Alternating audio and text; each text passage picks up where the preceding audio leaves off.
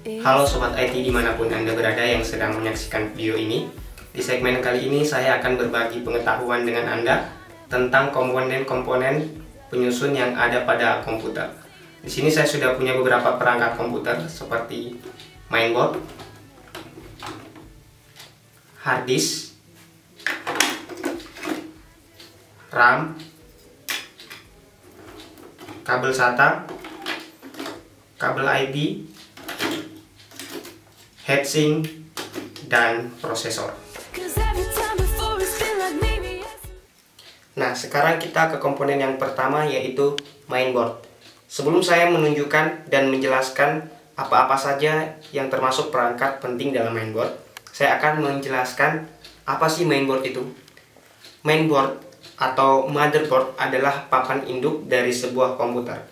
Fungsinya adalah sebagai tempat menancapnya atau melekatnya komponen-komponen komputer yang lain seperti prosesor, RAM, kemudian hard disk melalui interkoneksi kabel, dan juga VGA card, modem, atau perangkat-perangkat tambahan lainnya.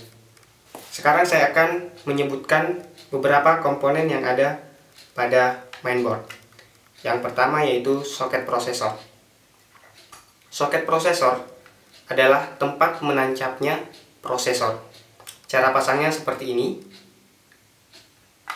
Kita letakkan prosesor di soket prosesor, kemudian kita kancing menggunakan speed kancing yang ada pada soket prosesor seperti ini. Kemudian memory slot. Memory slot adalah komponen komputer yang berfungsi sebagai tempat menancapnya RAM. Cara pasangnya seperti ini. Kita arahkan RAM kepada soket prosesor. Setelah terpasang seperti ini, kemudian kita tekan sampai speed pengancing yang berada di kedua ujung memory slot ini terpasang dengan baik dan benar. Kemudian adalah ID connector. ID connector adalah komponen komputer yang berfungsi sebagai perantara atau konektor yang dihubungkan menggunakan kabel ID agar bisa berkomunikasi dengan hard disk seperti ini. Kemudian adalah BIOS, maksud saya baterai CMOS. Baterai CMOS adalah komponen komputer yang selalu menjaga daya motherboard walaupun pada saat motherboard dalam keadaan mati. Salah satu fungsinya adalah untuk menjaga daya yang ada pada BIOS. Di sini ada SATA konektor, SATA 1 dan SATA 2. Ini juga fungsinya sama dengan kabel ID sebagai interkoneksi yang menghubungkan motherboard dan hard disk. Kemudian di sini ada Nordic chipset. Nordic chipset adalah komponen komputer sebagai pengatur lalu lintas data yang berada dari RAM ke prosesor. Nah, di sini juga ada short bridge yang kedua, yaitu sebagai pengatur lalu lintas yang berhubungan dengan peripheral atau input-output pada komputer. Di sini ada AGP slot. AGP slot adalah komponen komputer yang berfungsi sebagai slot yang mendukung perangkat tambahan seperti VGA card. Seperti ini. Kemudian kita lepaskan.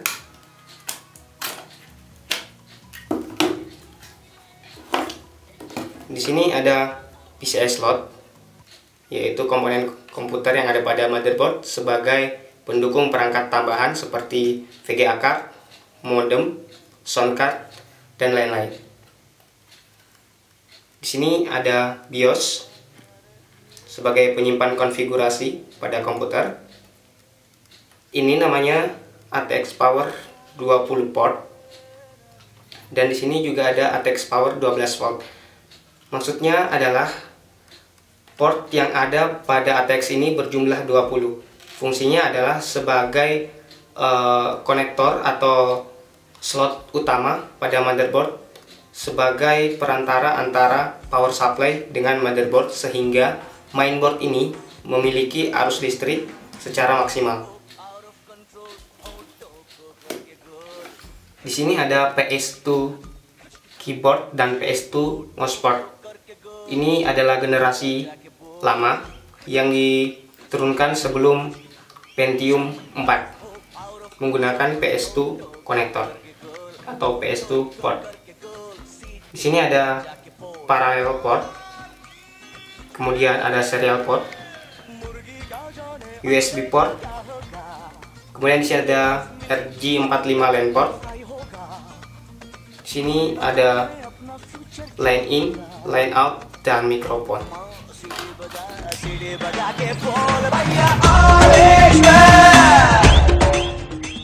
Yang kedua yaitu storage. Dalam dunia IT kita mengenal istilah storage, yaitu media penyimpan secara massal.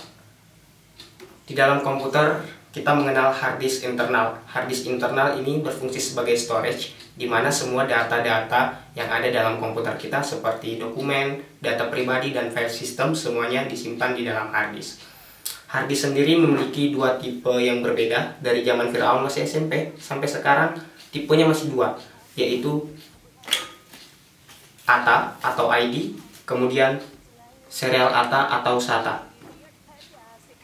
Di sini ada hard disk yang bertipe konektor ID, dan saya di sini punya kabel ID. Kabel ID ini fungsinya adalah sebagai penghubung antara hard disk dan mainboard. Tidak ada bedanya dengan kabel SATA. SATA juga memiliki fungsi yang sama dengan kabel ID, yaitu menghubungkan antara hard disk dengan mainboard. Tapi kalau ID, dia menghubungkan antara hard disk dan mainboard, dan juga kepada CD-ROM dan floppy disk.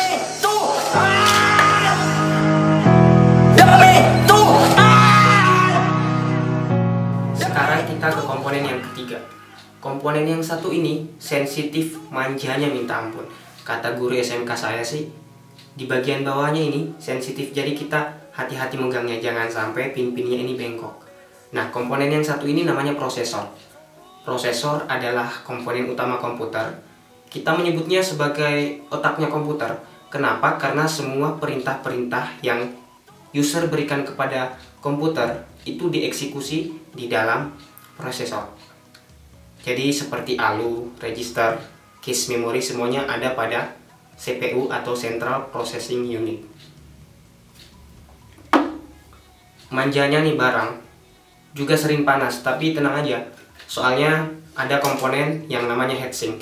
Jadi heatsink ini fungsinya untuk mendinginkan prosesor. Di sini ada kipasnya sebagai pendingin dari prosesor.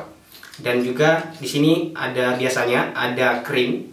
Krim itu gunanya adalah untuk menyerap panas yang dihasilkan oleh prosesor, sehingga prosesor yang kepanasan tidak overheat dan juga tidak langsung mati begitu saja, tetapi suhunya bisa diredam sehingga mengurangi daya lemot yang dihasilkan oleh prosesor.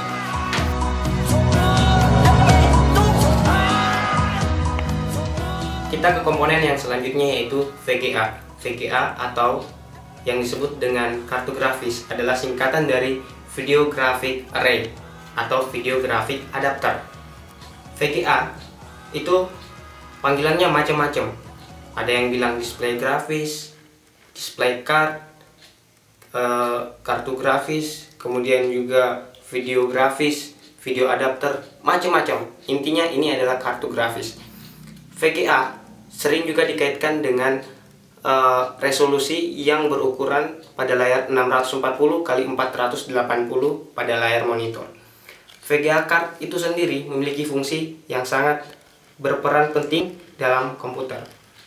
Fungsinya adalah menerjemahkan perintah komputer untuk di-output atau dikeluarkan ke layar sehingga menjadi tampilan pada layar monitor. Nah, sekedar tambahan bahwa kepada teman-teman yang sering menggunakan komputer atau laptopnya dalam kegiatan untuk mengolah gambar dan juga bermain game yang memiliki gambar atau tampilan yang beresolusi tinggi, sebaiknya menggunakan VGA card yang memiliki kapasitas tinggi, sehingga display atau output yang dikeluarkan pada layar monitor kita hasilnya maksimal, tidak patah-patah dan tidak lemot.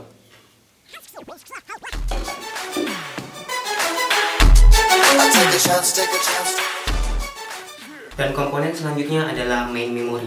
Berbicara tentang main memory, kita mengenal istilah storage, ROM, dan RAM. Yang pertama adalah ROM. Read Only Memory adalah merupakan media penyimpanan secara permanen. Yang dimaksud media penyimpanan secara permanen yaitu ROM dapat bekerja walaupun komputer dalam keadaan mati atau motherboard tidak memiliki arus listrik dari power supply. Contohnya BIOS.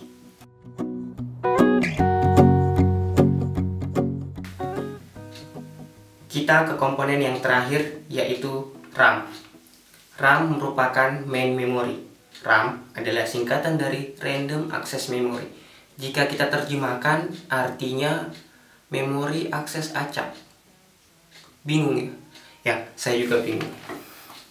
Intinya adalah RAM adalah media penyimpan secara sementara atau temporary pada perangkat komputer yang ditancapkan di motherboard, tepatnya di memory slot, berfungsi sebagai mempercepat kinerja komputer.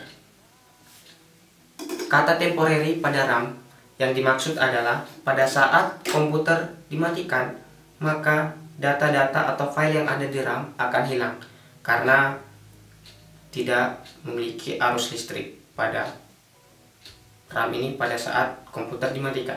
Tidak seperti ROM gitu. Mungkin Anda bertanya-tanya, bagaimana sih sebuah RAM bisa mempercepat kinerja komputer? Jawabannya adalah karena RAM memiliki space data atau tempat penyimpanan data secara temporary yang sering diakses oleh komputer, yang disediakan oleh komputer agar bisa diambil secara cepat. Tidak perlu jauh-jauh ke hard disk gitu.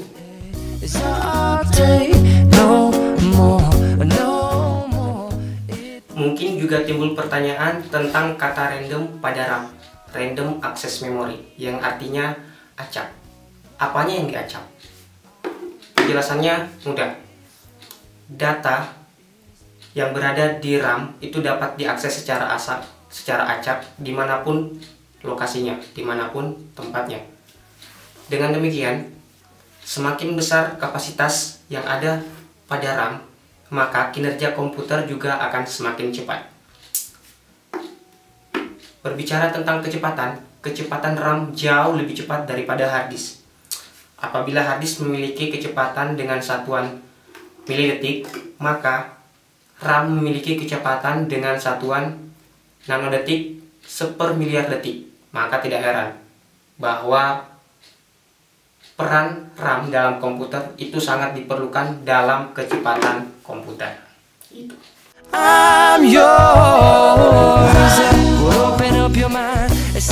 Sekarang kita masuk kepada jenis-jenis RAM. Terkadang kita mendengar kata DDR RAM atau Double Data Rate Random Access Memory. Biasanya kita hanya menyebutnya dengan kata DDR. DDR sebenarnya adalah teknologi lanjutan dari SDRAM. Itu dikatakan karena memiliki pin yaitu sebanyak 184 pin, tetapi ada juga sumber yang mengatakan bahwa jumlah pin yang selalu membingungkan user itu bervariasi seperti 180, 172, 184, dan 200 pin.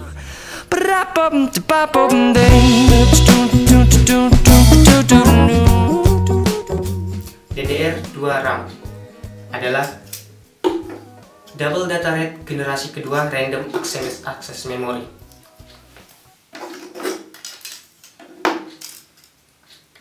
DDR2 RAM adalah Double Data Rate generasi kedua Random Access Memory.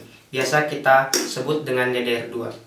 Yang paling lazim kita temukan adalah RAM DDR2 yang memiliki pin 240. Namun demikian, ada juga yang menemukan jumlah pin lebih dari itu, sehingga kita simpulkan bahwa jumlah pin pada DDR2 itu juga bervariasi. DDR2 mulai diterapkan pada prosesor dengan Pentium 4, dual core, dan core 2 duo. Keunggulan pada DDR2 bukanlah terletak pada kecepatannya. Ada yang mengatakan bahwa kita bisa merendahkan kecepatan pada DDR2 sehingga lebih mengirit konsumsi daya listrik dan juga tidak cepat panas.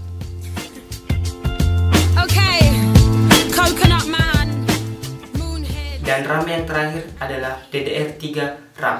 DDR3 RAM adalah singkatan dari Double Data Rate.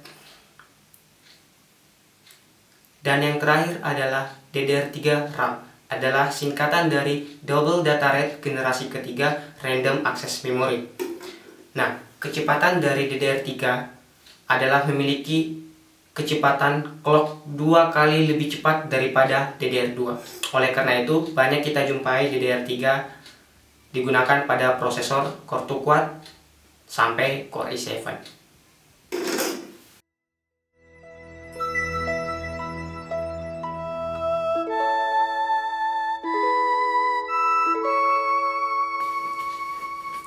Nah, yang telah Anda saksikan tadi adalah seputar pembahasan tentang komponen-komponen utama yang ada pada komputer. Terima kasih telah menyaksikan video ini, semoga bermanfaat. Sampai ketemu di segmen berikutnya. Saya Agung Perdana Nasir, sampai jumpa.